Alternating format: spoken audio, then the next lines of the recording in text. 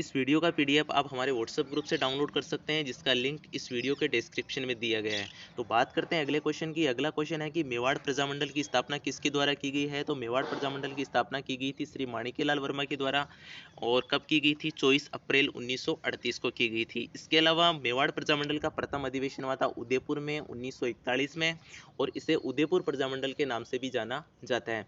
इसके अलावा option number D में दे रखा है बलवंत सिंह मेहता, जिनको उपाध्यक्ष बनाया गया था, यानी बलवंत सिंह मेहता को बनाया गया था उपाध्यक्ष मेवाड़ प्रजामंडल का। इसके अलावा श्रीमती नारायणी देवी वर्मा है, जो श्री माणिक्यलाल वर्मा की पत्नी थी।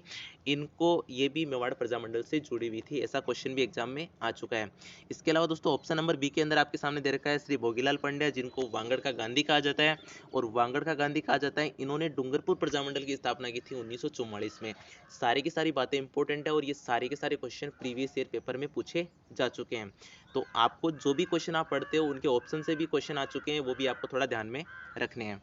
अगले क्वेश्चन की बात करते हैं दोस्तों। अगला क्वेश्चन है रूपाजी करपाजी शहीदों का संबंध किस किसान आंदोलन से है। तो इस क्वेश्चन का राइट आंसर हो जाएगा बेगू किसान आंदोलन से है।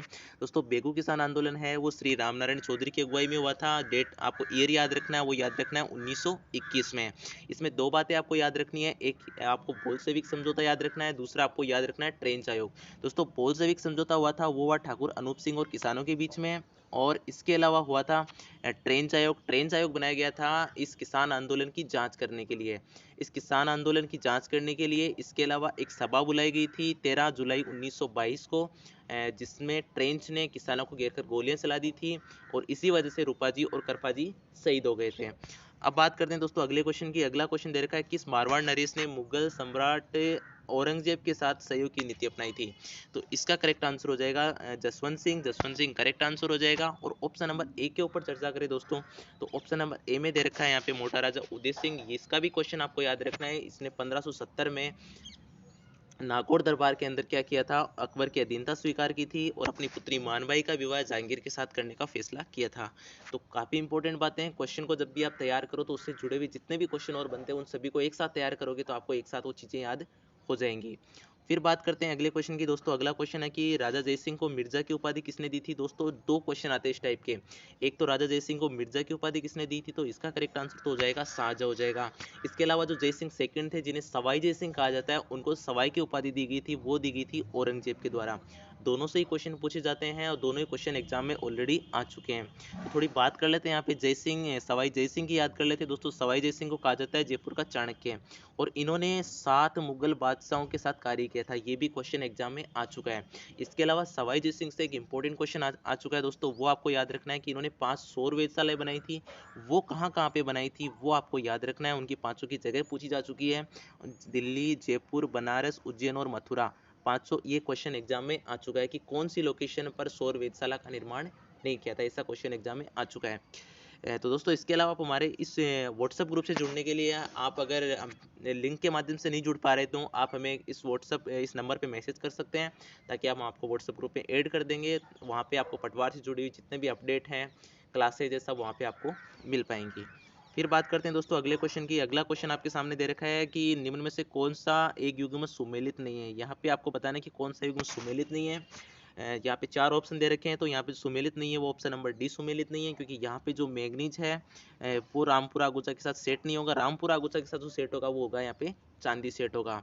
बात करते हैं यहाँ पे सीसा जस्ता की दोस्तों। सीसा जस्ता और चांदी जिसका अयस्क की बात कर लेते हैं, वो तो है यहाँ पे गेलेना, और ये निकाला जाता है जावर के अंदर। इसके अलावा बात करते हैं यहाँ पे चांदी की दोस्तों। देश की 90% चांदी जावर से ही निकाली जाती है, ये भी आपको याद रखना है। तांबे की बात करेंगे दोस्तों, तांबा निकाला जाता है खेतड़ी सिंगाना, जो झुंझुनू के अंदर स्थित है। और लोएस की बात करेंगे तो नीमला, मोरिजा, बनोला। ये तीनों ही इंपॉर्टेंट है, जो एग्जाम में कई बार पूछे जा चुके हैं। मैग्नीज से आपको जो इंपॉर्टेंट बात याद रखनी है, मैग्नीज का एस पूछे जाते हैं, जैसे कि पायरुलराइट है, ब्राउनाइट है, राइलोमिन है। ये मैग्नीज से क्वेश्चन अब तक पूछे गए हैं। तो इंपॉर्टेंट क्वेश्चन है। अगर आपको तैयारी करनी है, वाकई में तैयारी करनी है राजस्थान जी की कम समय में, तो आपको प्रीवियस ईयर पेपर को इसी तरह से पढ़ना होगा, ताकि आप कम पेपर में भी अच्छी तैयारी कर पाओगे।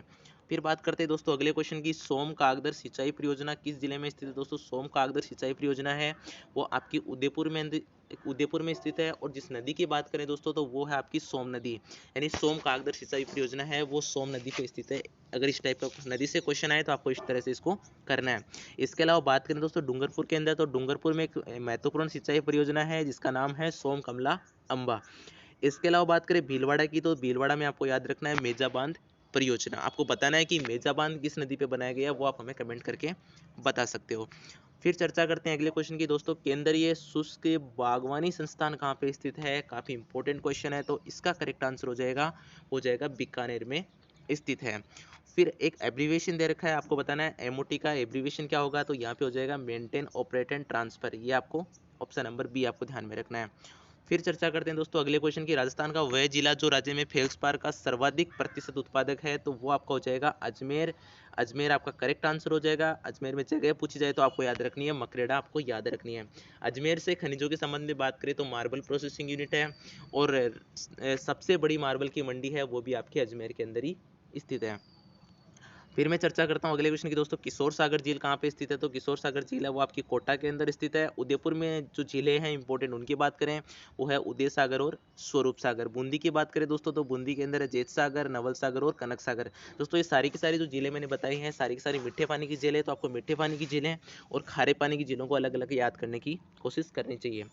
फिर चर्चा करते हैं दोस्तों अगले क्वेश्चन की, जोधपुर राज्य के किलेदार जिनको 1857 में अवध में क्रांतिकारियों ने मौत के घाट उठा दिया था, तो इसका राइट आंसर हो जाएगा अनार Singh. Option number A correct हो जाएगा। इसके अलावा एक और पूछा जाता है, वो पूछा था मेक मोशन का क्वेश्चन, तो मेक मोशन अनार सिंह दो क्वेश्चन आते हैं अवध की जो क्रांतिकारी थे वहां से, तो दोनों ही आपको याद रखने हैं। टाइमिंग आपको याद रखनी है 15 सितंबर 1857।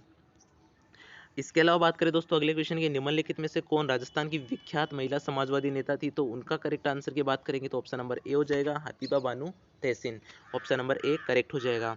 फिर मैं चर्चा करता हूं दोस्तों अगले क्वेश्चन की, पंचेड़ा नामक लोकगीत किसके द्वारा रचित है। तो दोस्तों पंचेड़ा नामक लोकगीत है वो श्री माणिक्यलाल वर्मा के द्वारा रचित है।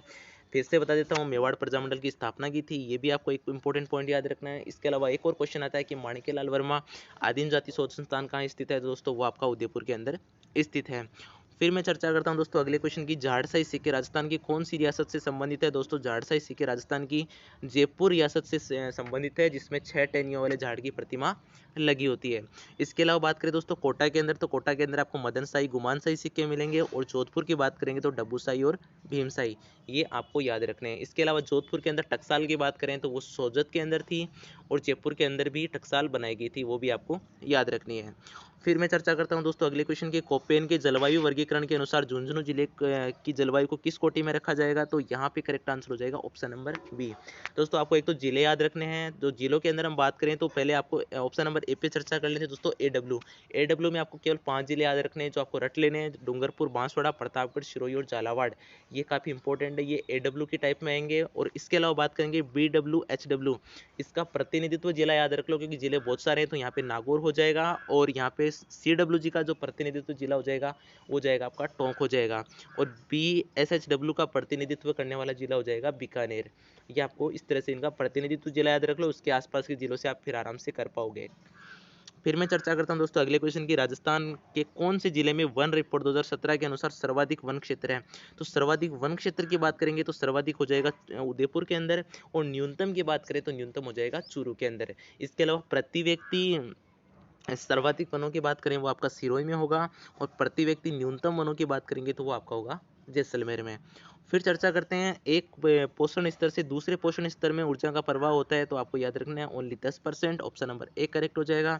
इसके अलावा बात करें 114 नंबर दोस्तों, 114 नंबर क्वेश्चन है कि भीखाबाई सागवाड़ा नहर राजस्थान की किस नदी से जल प्राप्त करती है, तो ये आपकी प्राप्त करती है माई नदी से प्राप्त करती है। दोस्तों माई जो आपकी माई बजाज सागर परियोजना है इसके बारे में थोड़ी बात कर लेते हैं दोस्तों। माई बजाज सागर परियोजना है, इसमें जो बात करें अपन हिस्सेदारी की बात करेंगे तो राजस्थान का हिस्सा तो है 45%, और गुजरात का हिस्सा है वो है 55%। लेकिन इसमें एक शर्त यह है कि जो बिजली बनेगी वो केवल राजस्थान को ही मिलेगी, ये आपको इंपॉर्टेंट पॉइंट इसमें याद रखना है।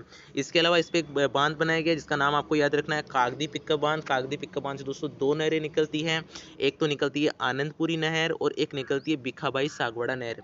जो बाईं तरफ निकलती है वो तो निकलती है आनंदपुरी नहर, जो दाईं तरफ निकलती है वो आपको याद रखना है भीखाबाई सागवाड़ा नहर। तो ये माई नदी पे बना, ऑप्शन नंबर सी करेक्ट होगा। फिर दोस्तों चर्चा करते हैं अगले क्वेश्चन की, चंबल घाटी परियोजना विकसित है। दोस्तों चंबल घाटी परियोजना है वो राजस्थान और एमपी के बीच में स्थित है, और इसके अंदर हिस्सेदारी की बात करें दोस्तों, यहाँ पे 50-50 की हिस्सेदारी है एमपी और राजस्थान के बीच में। जो बांध बनाए गए हैं चंबल घाटी परियोजना पे वो आपको याद रखने हैं, गांधी सागर बांध जो एमपी के अंदर है, इसके अलावा राणा प्रताप सागर बांध रावत बाटा, जवाहर सागर बांध और कोटा सिंचाई बांध। दोस्तों कोटा सिंचाई बांध से एक और इम्पोर्टेंट बात याद रखनी है, वो याद रखने की सर्वाधिक कैचमेंट एरिया वाला बांध यही है। दोस्तों ये इंपॉर्टेंट क्वेश्चन थे राजस्थान जीके के। क्वेश्चन कैसे लगे, वीडियो का पीडीएफ चाहिए तो व्हाट्सएप ग्रुप से जुड़ सकते हैं। सेशन कैसा लगा कमेंट करके बता सकते हैं, जो भी जुड़ी हुई बातें छूट गई वो भी आप हमें वीडियो के माध्यम से वीडियो के नीचे कमेंट करके बता सकते हैं, ताकि अगली बार उन बातों को शामिल किया जा सके।